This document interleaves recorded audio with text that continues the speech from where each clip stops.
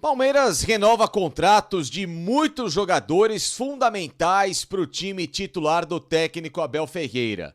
Isso é ótimo para 2023, mas ao mesmo tempo a equipe também precisa de mais reforços de peso que não sejam só a boa molecada da base para compor o time que nesta temporada vai ter fortes concorrentes pelos principais títulos, hein? Vem comigo!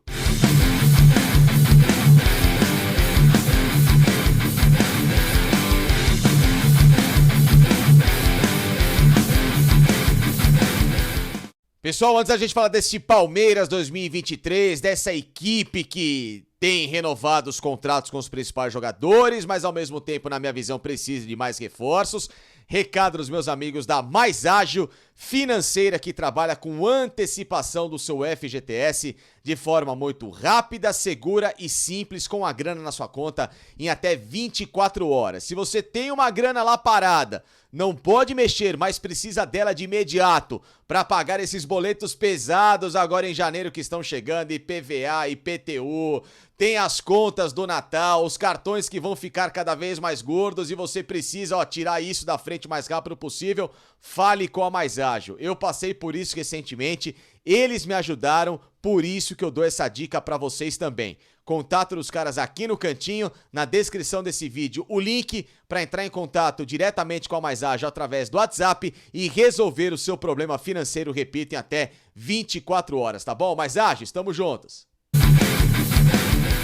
Pessoal, vamos falar desse Palmeiras 2023, um Palmeiras que tem se reforçado com renovações de contrato a princípio, né?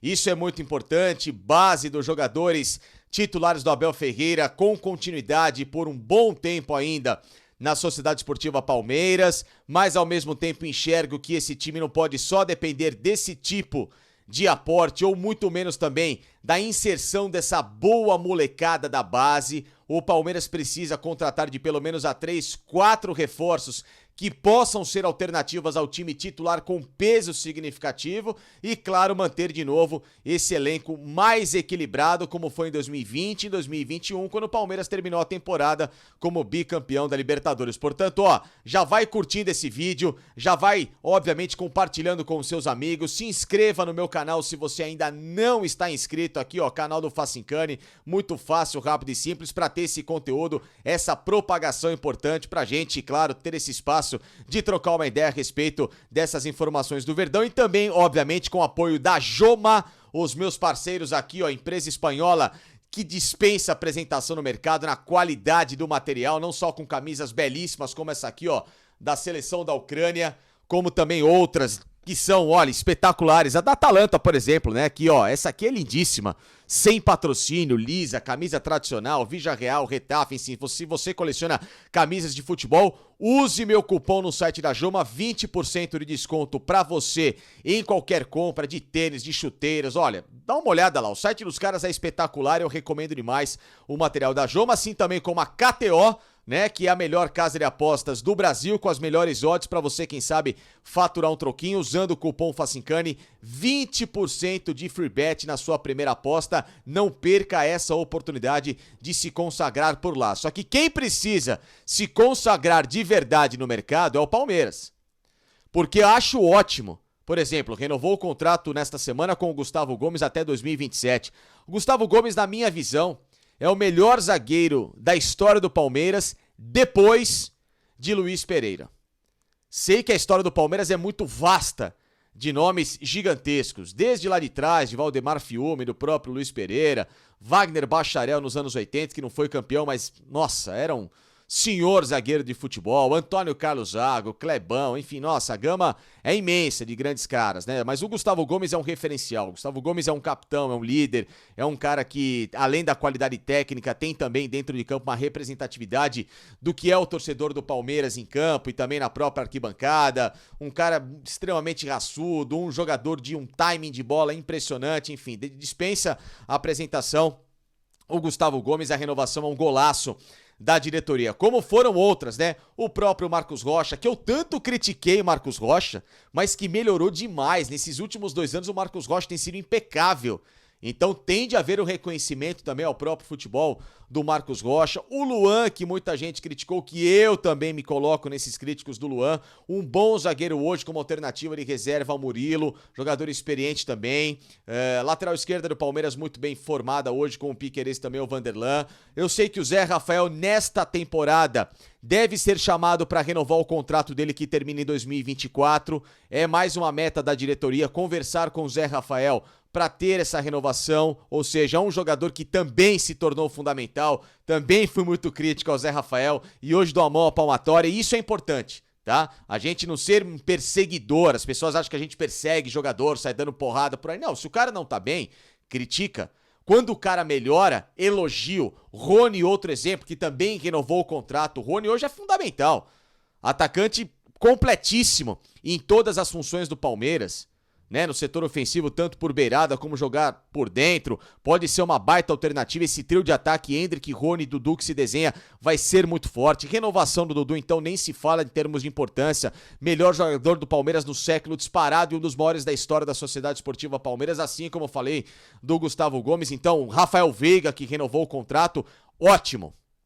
Palmeiras tem um time garantido por pelo menos de 2 a 3 temporadas com esses caras, a não ser que venha uma proposta muito fora da casinha do futebol europeu. Mas o fato é, além disso, o Palmeiras, quando precisou na temporada passada de um banco de reservas para dar alternativa a esses caras que se sobrecarregaram num 2022 extremamente pesado, que já começou, né, com a rotação mais alta possível do time, acelerando em 45 dias, 6 meses de preparação para jogar o Mundial. Jogadores arrebentados, esbaforidos. Campeonato Paulista, Palmeiras já jogou com as pernas pesadas, ainda assim conquistou o título. Depois foi jogando com praticamente a mesma escalação no Campeonato Brasileiro, 38 rodadas. O Dudu, por exemplo, jogou todos os jogos, né? Copa do Brasil, tudo bem que o Palmeiras foi eliminado pela arbitragem na minha visão, mas também teve pênalti no jogo para ter feito gol. A própria Libertadores também, que teve um casamento ali de arbitragem que errou demais contra o Palmeiras no segundo jogo, contra um time que fez 2 a 0 jogando em casa contra o Atlético Paranaense, tomou um empate. Mas o fato é, o que eu tô querendo chegar com isso? Nesses jogos em que às vezes as coisas não andam como o esperado, o Palmeiras, quando precisou mudar e viu jogadores cansados, um exemplo mesmo no próprio Mundial de Clubes, né, em que o Palmeiras teve em campo Navarro e Atuesta contra o Chelsea, o Palmeiras não conseguiu ter esse mesmo desempenho e manter a mesma linha. O Palmeiras precisa de jogadores para suprir, por exemplo, uma carência agora do Scarpa, nesse mesmo nível do Scarpa, então com esse mesmo potencial. O Palmeiras está em vias de perder o Danilo, volante, para o futebol da Europa. O Danilo já demonstrou interesse em jogar na Europa, ele quer sair do Palmeiras, e não tá errado, o cara tem que ter a ambição dele. Lógico que o Palmeiras é uma vitrine, nossa, que dispensa apresentação também, né? Eu falo dispensa apresentação, virou um caco, meu. Mas enfim, lógico que o Palmeiras é enorme, é gigante, o Palmeiras não precisa ser uma equipe que sirva de trampolim pra ninguém, né? O cara que quer usar o Palmeiras de trampolim, esse cara não merece nem passar na rua Palestra Itália. Mas o fato é, o Danilo tem essa ambição de jogar na Europa, é um cara jovem, os empresários e o cara com quem ele está, que é o Juliano Bertolucci, é um avião nesse tipo de negociação. Então o Palmeiras precisa atacar o mercado que traga um jogador com essa mesma linha, ou de crescimento e evolução, ou então já pronto para chegar. Tem o Jailson no elenco, é ótimo, o Jailson só que está em recuperação de lesão. Como que vai voltar esse Jailson agora na pré-temporada? Será que o Jailson vai aguentar esse ritmo também? Gosto do futebol dele, confesso pra vocês. Mas tem de ter também mais uma alternativa ao Jailson.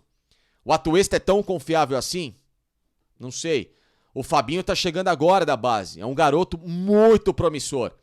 Mas é melhor você ter mais um cara junto com o Fabinho e aí numa alternativa de jogo ter esse cara experiente com o Fabinho, Jailson, Fabinho mais um. Então você faz um elenco, como em 2020 e 2021, tinham pelo menos de 2 a 3 opções por posição, né? Na função do Scarpa, a mesma coisa.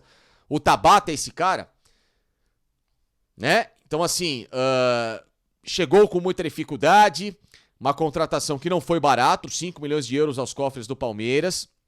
Um jogador que veio do futebol europeu do Sporting, deveria ter jogado mais, se adaptado melhor, vamos dar um tempo agora, mas assim, não dá pra só confiar. O Palmeiras precisaria ter buscado um jogador que, inclusive, chegando pra ser esse 12º jogador, um titular, até estimular esses caras do banco a correrem um pouquinho mais, entendeu? A se entrosarem melhor, porque os caras ficam confortáveis. O time titular tá lá, renovado o contrato, se um sair sou eu que vou entrar. Não, tem que estimular essa concorrência. Né? É importante que suba John, é importante que suba Giovani, são garotos que, nossa, eu tenho um carinho gigantesco porque sabem jogar muita bola e devem se desenvolver muito bem com paciência nessa equipe, mas ao mesmo tempo é bom você também ter uma alternativa experiente para um jogo às vezes mais pesado. E o próprio Abel é um cara mais cauteloso para pôr essa molecada. A gente percebeu isso até com o Endrick, que já poderia ter jogado há muito tempo, né? Então, em relação a isso, eu vejo que o Palmeiras precisa de um bom volante para essa vaga do Danilo. Essa alternativa que pode surgir aí do nome do Jean Lucas numa troca com o Mônaco pagando um valor ao Palmeiras, vindo ainda o Jean Lucas para bater esse valor, indo o Danilo para lá, acho ótimo, entendeu? Porque é um bom jogador, é um menino que surgiu bem no Flamengo, jogou bem no Santos, foi pro futebol francês, pode voltar com essa experiência e ser um bom cara nesse meio campo pro Palmeiras. Um meia pela esquerda e também um meia por dentro. Acho que o Palmeiras precisa de 2 posições de criação para ser um suporte ao Rafael Veiga. É a única cabeça pensante que o Palmeiras tem, o Rafael Veiga. Essa história de puxar Navarro pra trás e tal, nossa, só eu quero pagar pra ver o que vai acontecer, por mais que a gente confie no Abel, mas ele também é humano, ele também erra, ele também tem decisões que são equivocadas, como por exemplo ter segurado demais o Endrick, né? Pra mim o Endrick já poderia até ter jogado contra o Atlético Paranaense na Libertadores.